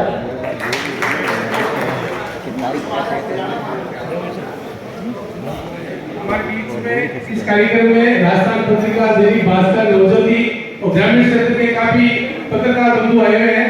इसलिए आप सभी से आग्रह है कि जितने भी बाहर युवा साथी चाय और पानी ले रहे हैं वो अपनी सीट पर बैठ रहे हैं। अब मैं जगदीश जी खोकर से आग्रह करूंगा कि आप संक्षिप्त में हमें मार्गदर्शन दिलाएं।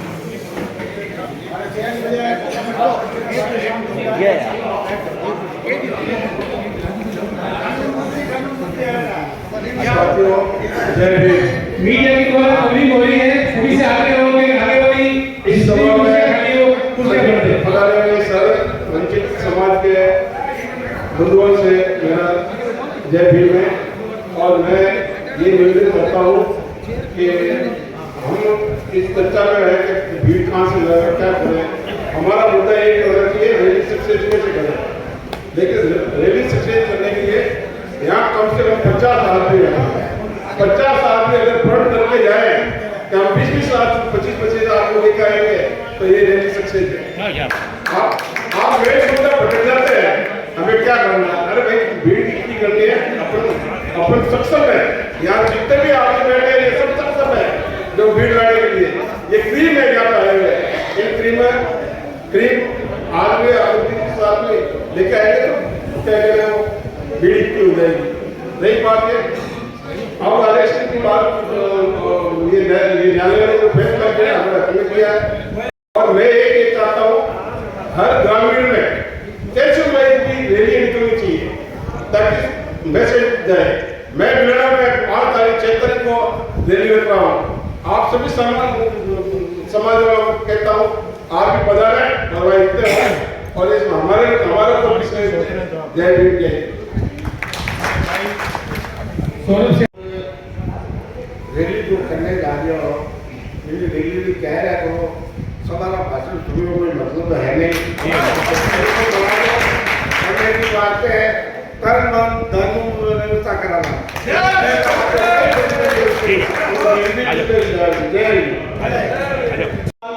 शांति काल में इसमें परिवर्तन की ये एक भारत की एकता और अखंडता को बनाए रखने का सामर्थ्य रखती है। मैं यही भी कहना चाहूंगा कि यदि नवीन संविधान के अंतर्गत स्थितियां विकट होती है या विपरीत होती है तो इसके लिए संविधान जिम्मेदार नहीं होगा, वरन मैं ये कहना चाहूंगा कि मनुष्य ही खराब है। ये मेरा व्यक्तिगत विचार नहीं है, quote to quote quotation doctor Bhimrao Ambedkar साहब का है। अंत में उन्होंने कहा, आपने नोटिस किया होगा, भारतीय संविधान किसी भी स्थिति में नवीन संविधान का मतलब मैंने नवीन नाम मैंने जोड़ा है, उनके कोटेशन में ढूंढ लेंगे मिल जाएगा पुस्तकों वगैरह। नवीन संविधान का मतलब संशोधन के पश्चात जो संविधान है या संशोधन की जरूरत पड़ती है तो अगर उसमें कुछ परिवर्तन किए जाते हैं, हालांकि संविधान में इतनी सुंदर व्यवस्थाएं हैं कि मूल ढांचे में परिवर्तन आप कुछ भी कर ले, कोई भी राजनीतिक दल बहुमत में आ जाए नहीं कर सकती, ऐसे ऐसे प्रोविजंस है उसमें, बहुत विस्तृत बातें होती है। क्योंकि जो आयोजक होते हैं मेरा उनसे भी निवेदन है कि आप अब तक सामाजिक छवि के लोगों को पहचानते हैं, जानते हैं, जो जिस क्षेत्र के उनको पहचानते हैं, तो विशेष रूप से भविष्य में ये रखें कि अंत आते आते परिस्थितियां बदल जाती है, हम थक हार जाते हैं। तो शुरुआत में जैसा कि बताया गया आयोजक मंडल एक तय होता, वो आयोजक मंडल कुछ बिंदु रखता है और बिंदु पे बात होती। अब मैं आपसे निवेदन करना चाहूंगा, जो महामानव हमारे सम्मुख है और जो संविधान की छवि आप देख रहे हैं, तस्वीर देख रहे हैं,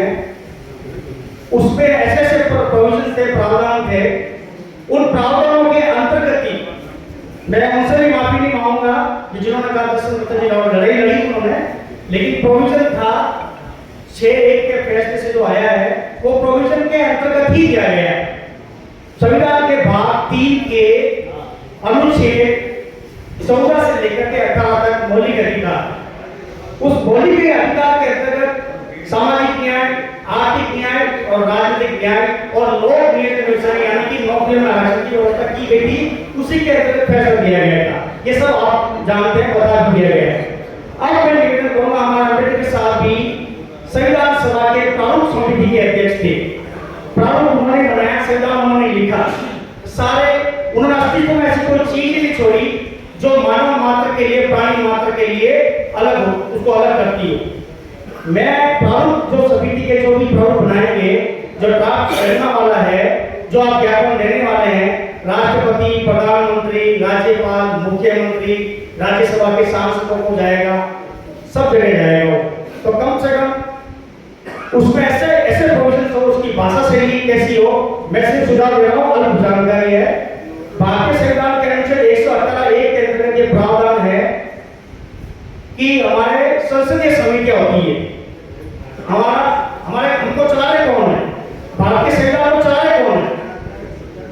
3 तरह की व्यवस्था होती है। जो पहले महाविद्यालय में होती, जिसमें अच्छा जवाब आया था, कार्यपालिका, न्यायपालिका, व्यवस्थापिका।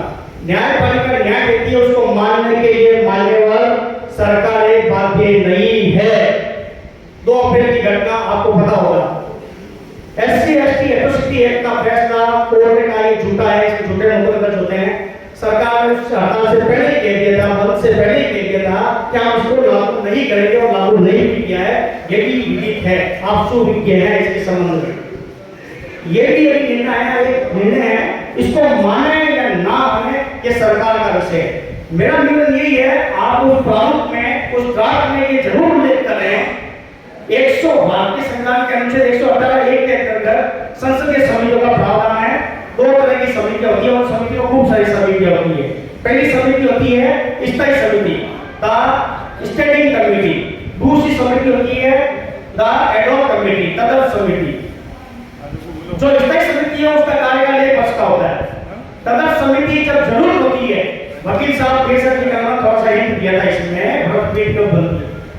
तदर्थ समिति जब जरूरत होती है, कुछ ऐसे जरूरत मुद्दे उभर के सामने आते हैं देश के सामने, तो सब वर्गों को खुश करने की सोशल की व्यवस्था है हमारे यहाँ पे। तदर्थ समिति जब जरूरत होती है तब बनती है, 118(1) के अंतर्गत प्रावधान है। तदर्थ समिति में कई प्रकार की समिति होती है, और स्टैंडिंग कमेटी में कई प्रकार की समिति होती है।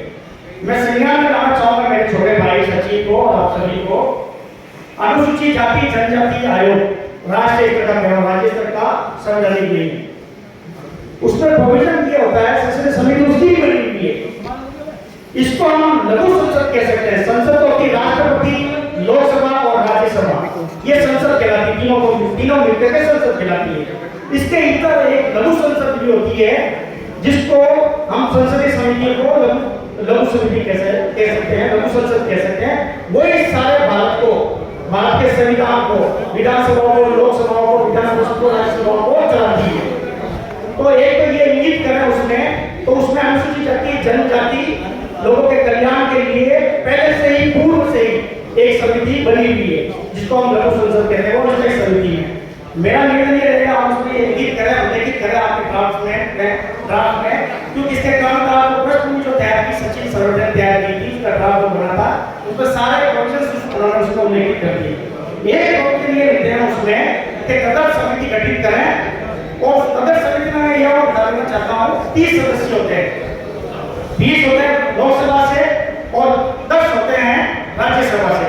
अभी वर्तमान में मुझे ज्यादा जानकारी नहीं है लोकसभा में और राज्यसभा में हमारे कितने हैं, स्पष्ट शब्दों में कहना चाह रहा हूँ, निवेदन है इसको अगर हमारे बाल योगी उमेश नाथ जी महाराज राज्यसभा के सदस्य है, उसमें सांसद हैं। तो हमें उनको भी एक पत्र भेज के लिए जो तदर्थ समिति की जो मैं बात कर रहा हूँ, समिति गठित करें, वो आगे प्रतिवेदन के आधार पर उसका जांच करती है। जांच करने के बाद में उसको जो ये वर्गीकरण का फैसला हुआ उसको लागू करने के लिए वो उनके पास जो सही होते हैं वो कर रही है, और हो रहा है। पूरे भारत वर्ष में युवा चल रहा है। आप हिंदी न्यूज को ज़्यादा पढ़ते हो उसमें आपको स्पष्ट कुछ भी नहीं मिलेगा। इंग्लिश न्यूज पेपर में पढ़ेंगे आपको बहुत कुछ मिलेगा उसमें, और कुछ पुस्तकें भी हैं साधारण सोर्सेस बहुत आसान है, सुलभ है हमारी जानकारी के लिए। तो उसमें ये उल्लेख जरूर करें कि कदर समिति गठित करें और वो कदर समिति इस फैसले का परीक्षण करें, निरीक्षण करें, इसकी जांच करें और लागू करवाने के लिए अपने आगे की जो कार्रवाई है वो करते रहें। धन्यवाद, जय हिंद। 101 लड़के लेके आऊंगा और चैनल के साथ लेके आऊंगा। आगाज हो चुका, अब हमको अंजाम दिखाना है शहर को, रैली के माध्यम से ये अवगत कराना है कि वाल्मीकि समाज की पीड़ा क्या है और क्यों हो रहा है। वाल्मीकि समाज या वंचित समाज जो भी है उनको उत्तम समाज बनाना है, हमको उभर के दिखाना है और भीड़ के माध्यम से रैली को सफल बनाना है। इससे ज्यादा मैं कुछ नहीं कहना चाहता। जय भीम, जय वाल्मीकि। इसके बाद में भोजन व्यवस्था भी है, नाश्ते की व्यवस्था भी है। हेलो, मैं जोधपुर शहर और इसके कार्यक्रम के आयोजकों का दिल से आभारी हूँ, जिन्होंने बहुत बड़ा पीड़ा उठाया है। लेकिन ये बात यही है कि 100 में 70 आदमी, 100 में 70 आदमी हाथ ये बिहार है, दिल भर के हाथ लगाना देश में आजाद है। मित्रों, जोधपुर शहर बहुत बड़ा है, बुरा मत मानना। इतने आदमी एक आवाज में हम पड़ोसी में भी खड़ा कर देते हैं, लेकिन किसी कारण को उसको सदन नहीं आए। हमें उन साथियों को बुलाने की कोशिश करनी है और विशेषकर कमराम जी खड़ा है, इधर मामूजी है, इधर भाई सरपंच साहब है, राजू शामिल भाई है। इन लोगों के कंधे पर ज्यादा भार है और कंधे पर ज्यादा भार इस बात का है कि हमें वंचित वर्ग के लोगों को ज्यादा से ज्यादा जोड़ना है। चाहे वो नहीं आए, चाहे वो रुचि नहीं ले रहे हैं, चाहे वो इंटरेस्ट नहीं ले रहे हैं, लेकिन जब तक हमारे सामने भील समाज, काशी समाज, नाई समाज, जटिया समाज, जो भी बैकवर्ड की जाति रोडों पर नहीं दिखेंगे, तब तक हमारा आंदोलन अधूरा है, अकेला है। चाहे वाल्मीकि समाज के लोग रोडों पर 10,000 इकट्ठे हो गए, नहीं है, ये सभी समाज के कार्यक्रम है, उनको भी धन्यवाद। रही बात फैसले की, तो फैसले से पहले हमारे दशरथ जी रावण को धन्यवाद, और फिर उसके बाद में जो झंडा हमारे मोन्टू भाई और उनकी टीम ने जला है उनको भी धन्यवाद। अच्छा काम है और अच्छा काम करेंगे और हम उनके साथ हैं। आपसे आगे है कि आप दोनों ने इस हॉल में सदारे सभी वंचित समाज के गणमान्य नागरिकों, मेरा आप सभी को प्रणाम। मेरी बात फैसले में शुरू करना चाहूंगा। जब भी जिस समाज ने संगठित होकर कार्य किया है वो आगे बढ़े हैं, इसलिए मैं अति वंचित समाज से चाहूंगा कि वो सभी एकजुट होकर के संघर्ष करें, इसी में अपनी भलाई है और अपने आने वाली पीढ़ियों की भलाई है। ऐसे यत्न करो कि आपके बाल बच्चे आपसे अच्छी अवस्था में जीवन बिता सके। अगर आप ऐसा नहीं करोगे तो पशु के धर्मदाता और आदमी के माता पिता में कोई फर्क नहीं रहेगा। इसलिए मेरा निवेदन रहेगा कि ये जो संघर्ष समिति जो संघर्ष कर रही है, इनके साथ हमको जुड़ना है और अपने दोस्तों मित्रों को भी साथ लाना है। जय भीम, जय भारत।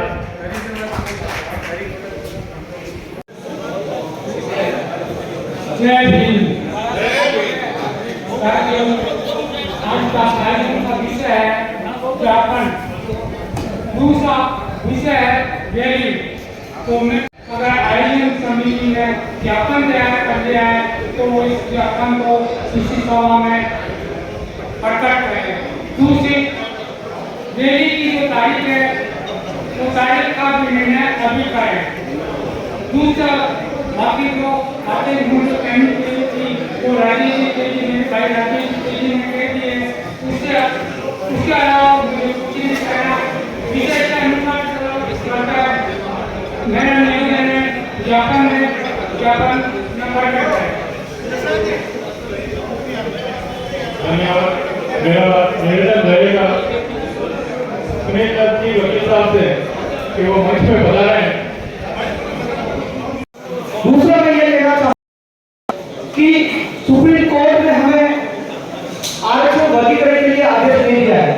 लेकिन राज्य और केंद्र सरकार इसको कब लागू करे, कैसे लागू करे, ये हमारे हाथ में, आप लोगों के हाथ में। मैं सभी वंचित वर्ग के सभी गणमान्य लोगों और बुद्धिजीवी वर्ग से निवेदन करूंगा, आप अपने घर से कम से कम अपने घर से कम से कम और अपने समाज से हर घर जाकर, हर मोहल्ले में जाकर, लोगों की बात हर कोई मानता है, तो मोहल्ले में जाकर हर एक को चेतन करे, हर एक को जगाए, क्योंकि अभी तक समाज सो रहा है, उनको जगाएंगे, उनको पैदल सड़कों पर लेकर आएंगे और सुप्रीम कोर्ट की इस बात को हम राज्य सरकार और केंद्र सरकार पर कहेंगे तो वो बिल्कुल हमारी बात को मानने के लिए तैयार होंगे। इसके साथ मैं ये कहना चाहूंगा, मैं एक पत्रकार के रूप में कार्यरत हूँ ग्रामीण क्षेत्र में, आप लोगों के आशीर्वाद से, तो मैं ये कहना चाहूंगा कि लोकतंत्र के एक स्तंभ ने तो आपको आदेश दे दिया और मैं चौथा स्तंभ हूँ। मैं ये विश्वास करता हूँ, मैं अपनी तरफ से और मेरे जितने भी मीडिया के अंदर मीडिया साथी है उन लोगों को साथ लेकर आऊंगा और अपनी इस बात को, इस हाईकोर्ट की बात को, आप लोगों की वंचित की आवाज को संपूर्ण हिंदुस्तान, राजस्थान ही संपूर्ण हिंदुस्तान फैलाने की पूर्ण कोशिश करूंगा। इसलिए हम सभी को एक होना है। आप सभी के अंदर किसी के अंदर मनभेद है तो मनभेद नहीं रहे, मतभेद हो सकता है लेकिन मनभेद ना रहे, और हम सभी एक मिलकर इस जोधपुर के अंदर ग्रामीण क्षेत्र और जोधपुर सिटी शहर में सभी वंचित समाज के वर्ग को एक साथ लेकर एक विशाल रैली का आयोजन करना है, जो 18 तारीख आयोजन समिति ने दी है। मैं उनका स्वागत करता हूँ, अच्छी तारीख है और हम सभी एक साथ मिलकर इसका आरक्षण का जो वर्गीकरण हुआ है कोर्ट का सम्मान करेंगे, ज्ञापन देंगे और इससे निश्चित रूप से आने वाला समय हम सब लोगों के लिए स्वर्णिम रहेगा। जय हिंद, जय भारत, जय। जिसमें जो सुप्रीम कोर्ट का जो वर्गीकरण का फैसला आया उसके सम्मान को लेकर ज्ञापन के रूप में एक रूपरेखा तैयार की जा रही है। आइए अपने लोगों से जानते हैं कि इस वंचित समाज के द्वारा कि इस आरक्षण के वर्गीकरण को लेकर क्या क्या बातें हो रही है और किस तरीके से ये सपोर्ट उसका कर रहे हैं। सर क्या कहना चाहेंगे इसके बारे में? सबसे पहले तो मुझे इस बात की बहुत खुशी है कि हम लोग जब से ये आरक्षण का फैसला आया, हम लोग जब से ये आरक्षण का फैसला आया है वर्गीकरण का, तब से ही सब अपने अपने स्तर पे प्रयास कर रहे थे, चाहे वो कोई भी समाज हो, चाहे शासी समाज हो, वाल्मीकि समाज हो, कंजर समाज हो, सभी लोग प्रयास कर रहे थे और इसकी रूपरेखा तैयार कर रहे थे कि इसको कैसे किया जाए, कैसे ज्ञापन दिया जाए, तो टाइम आज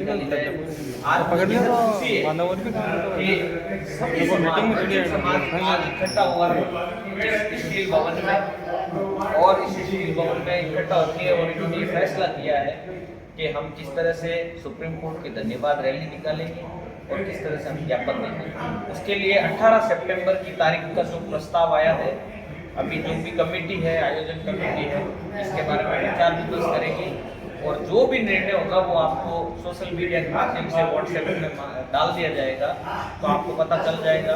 लगभग 18 सितंबर तय है, फिर भी हम अपनी तरफ से नहीं कह सकते, जो भी कमेटी तय करेगी वो कमेटी जो है वो आपको ये बात रख देगी। और मैं सभी साथियों का धन्यवाद भी देता हूँ कि आज वास्तव में पता चला कि ये वंचित समाज है, ये आंदोलन करते हैं। आइए वंचित समाज के एक और युवा कार्यकर्ता हमारे साथ में। सर क्या नाम आपका? मेरा नाम प्रेम अंदानिया है, मैं बसेड़ा दुखी समाज से बिलोंग करता हूँ और सुप्रीम कोर्ट सर्वोच्च न्यायालय द्वारा ये जो मेरा नाम मुकेश है, मैं शासी समाज से हूँ और मैं इस रैली के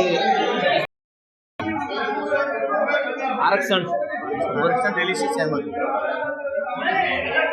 मैं बद्रीलाल पंडित, राजनाड़ा शिवलिंग के पीछे, मैं सचिन सर्वेरे साथ के साथ वंचित समाज के साथ मैं रहने के लिए आग्रह हूँ। नाम परिचय? मैं दुलीचंद कनौजिया, जाति समाज हर निर्णय के साथ है। आपका समाज क्या है? कनौजिया समाज। दीपक कनौजिया, अध्यक्ष कनौजिया समाज। मैं सभी समाज के साथ। राजेश द्वारा था अध्यक्ष नगर निगम जोधपुर के दफ्तर के सभी कर्मचारी इस आंदोलन में साथ देंगे।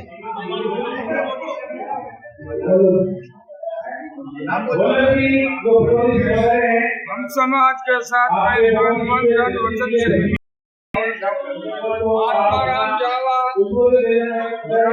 समाज अरे रोको 2 मिनट, 1-2 मिनट। सामान्य व्यक्तियों को मेरा रूपरेखा सब लोगों से अलग है थोड़ी। मैं ये चाहता हूँ संविधान और आरक्षण के जन्मदाता डॉक्टर बाबा साहब भीमराव अम्बेडकर की प्रतिमा नागोरी गेट से लेकर कलेक्टर ऑफिस तक हमारी रैली का आयोजन हो, जिसमें सर्वाधिक महिलाओं का प्रतिनिधित्व रहे, क्योंकि एक व्यक्ति केवल अपने और अपने बच्चे को आगे बढ़ा सकता है, लेकिन एक महिला पूरे समाज को लेकर चलती है। तो महिलाओं को भी अपने समाज सभी वंचित समाज को महिलाओं को साथ लेकर चलना चाहिए। और अभी मामा जी ने एक बात कही कि आरक्षण मिल भी जाएगा तो लेकिन उसका फायदा भी लेना आना चाहिए, शिक्षित संगठित बनना पड़ेगा। शिक्षा के क्षेत्र में अभी हमारे पास कुछ नहीं है, सभी अगली वंचित जातियों के पास तो छात्रावास, प्रतियोगी छात्रावास वो अवसर है, हमारे पास अभी ऐसा कुछ नहीं है। अभी एक भी वाल्मीकि का छात्रावास कहीं पे शायद होगा मेरे ख्याल से। जब तक शिक्षित नहीं होंगे तो हम आरक्षण बढ़ने के बाद भी पीछे जाएंगे, फिर वो कोई परेशानी आएगी। 4-5 परिवार के पास वो 4-5 परिवार उस चीज को लेकर चल रहे थे, फिर वो हम फिर संगठन बनाएंगे, फिर ये चलेगा। इससे अच्छा यही है कि सबको शिक्षा के क्षेत्र में आगे बढ़ना चाहिए, छात्रावास का निर्माण हो, प्रतियोगिता शिक्षण संस्थानों का निर्माण हो,